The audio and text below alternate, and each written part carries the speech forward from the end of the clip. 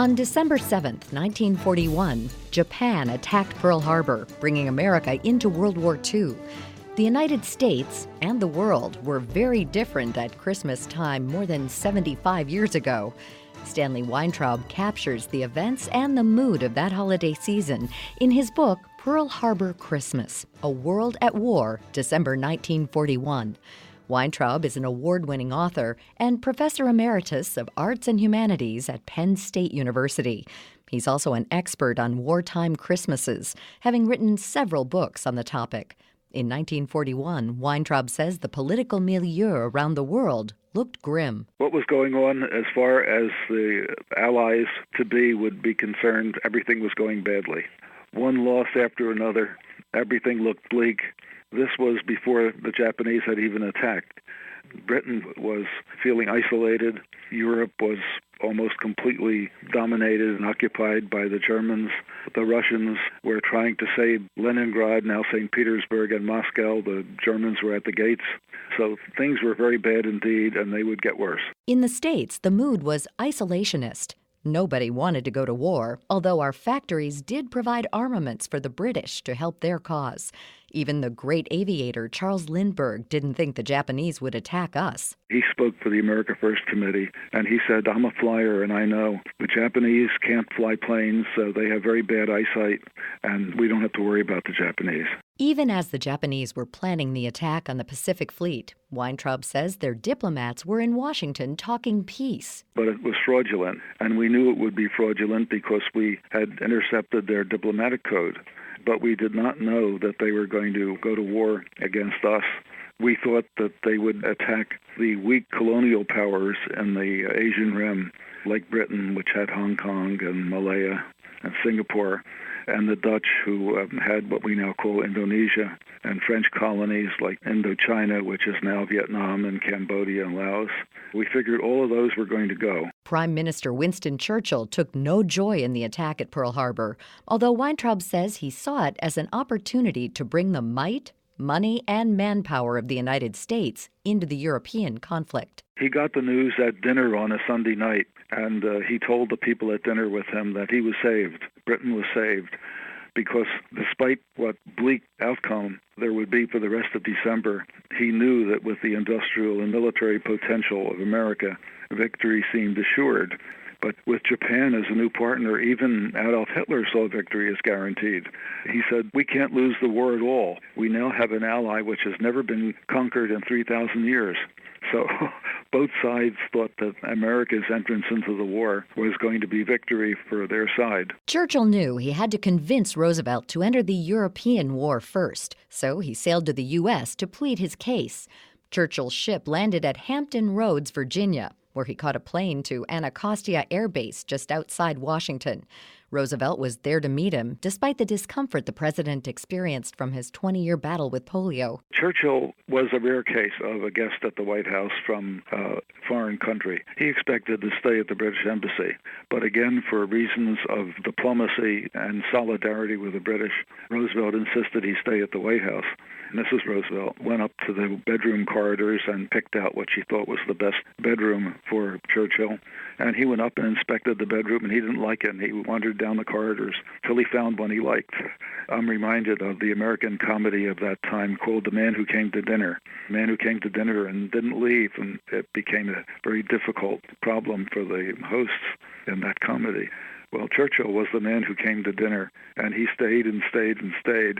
Weintraub says the mood in the U.S. was somber because of the attack on Pearl Harbor. However, it was also not as gloomy as it could have been.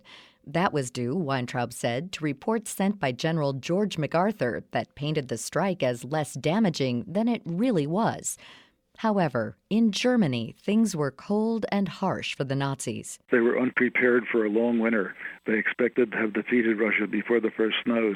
And propaganda minister Joseph Goebbels went on Berlin radio to ask the Germans to donate winter clothing as Christmas presents for soldiers. Although, of course, the Germans had wiped Christmas off the holiday calendar. Then Hitler came on the radio with a similar message, mentioning the hitherto unmentionable. German people, he began, while the homeland is not directly threatened by the enemy, if the German people wishes to give something to its soldiers at Christmas, it should give the warmest clothing it can do without during the war. In peacetime, after victory, all this can easily be replaced. So, for the first time in his career as dictator, Hitler mentioned Christmas. In the Pacific, Christmas was very bleak for servicemen abroad. And in the Philippines and Hawaii, it was pretty much non-existent. MacArthur had to abandon Manila at Christmas. And so our troops in the Philippines were already suffering food shortages and shortages of ammunition, and were fleeing the Japanese invasion from the north of Luzon Island. Christmas didn't occur to them. They didn't have one. As far as troops in Hawaii were concerned, they were in shock. They knew how bad things were. In fact, the smoke and debris were still a sight in Pearl Harbor, and they were hard to avoid in Honolulu. The smoke still rose. The American public went on to celebrate New Year as usual. But everyone knew that hard times were coming. Weintraub said that arrangements were made to make everyone feel safe and celebrate the last hurrah before the war began in earnest. There was no lessening of the amount of celebration and alcohol consumed and so on. And the usual traditional practice at Times Square of dropping the ball down at midnight continued as usual. Crowds were as big as they had ever been.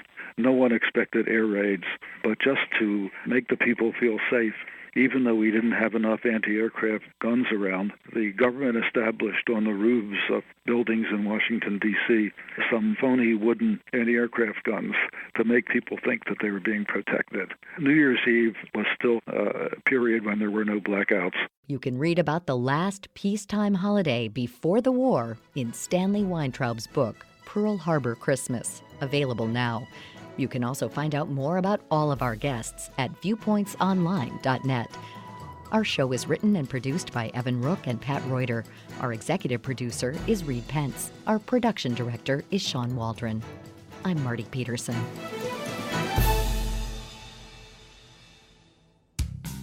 Viewpoints returns in just a moment. What are you going to do with your old car? You can try selling it, you could junk it, or you can donate it to Heritage for the Blind. Your car will be towed away for free, and your donation is tax deductible.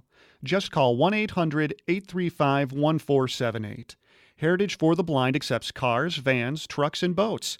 It doesn't matter if your vehicle runs or not. It will be towed away for free, and you'll be supporting those that need help. Heritage for the Blind is a nonprofit organization that helps the visually impaired live fuller lives. Call right now to donate your car, and as a special thank you, you'll receive a free 3-day vacation voucher to over 50 locations. Call Heritage for the Blind right now. Call 1-800-835-1478. Donating is easy, and your vehicle is towed away for free. Plus, you'll get a free vacation voucher for donating. Call now, 1-800-835-1478. That's 1-800-835-1478.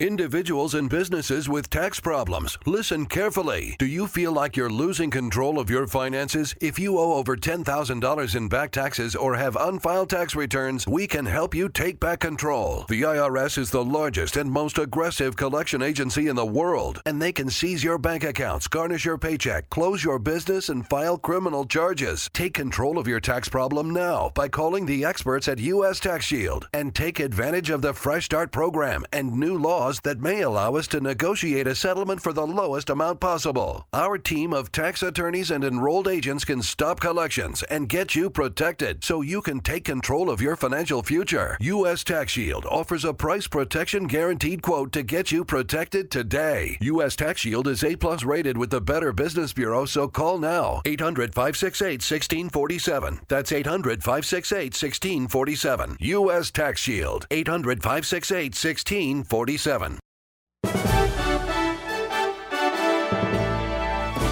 And that's Viewpoints for this week. Viewpoints is a production of MediaTrax Communications. You can follow us on Twitter and Facebook to learn about upcoming shows and find a library of past programs on iTunes. Plus, you'll always find podcasts of our segments and information about our guests at viewpointsonline.net.